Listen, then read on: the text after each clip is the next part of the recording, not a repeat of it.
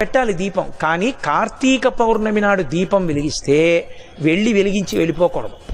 కొవ్వొత్తితో అస్సలు వెలిగించకూడదు దీపాన్ని. ఎందుకంటే అది చచ్చిపోయిన జంతువు యొక్క కొవ్వుతో తయారు చేయబడుతుంది. వెంటనే ఆ దీపం అపవిత్రం అవుతుంది.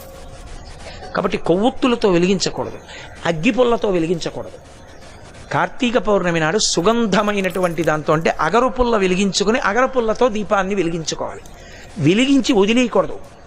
దాంట్లోకి వెంటనే అక్షతలు తీసుకుని చేత్తో పట్టుకుని దామోదరమావాహయామి అని కానీ త్రయంబకమావాహయామి అని కానీ 2 మాటలలో ఏదో ఒకటి చెప్పాలి.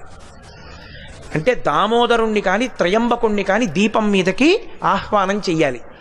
ఎక్కడైనా చెత్త ఉండిపోయినా కూడా రేపు లౌకికాగ్నితో వెలిగించకూడదు. ఈ ఆవాహన చేయబడిన దీపంతో వెలిగించి ఆ దీపం దగ్గర నిలబడి ఒక మాట చెప్పాలి అందరు. కీటాః పతంగాః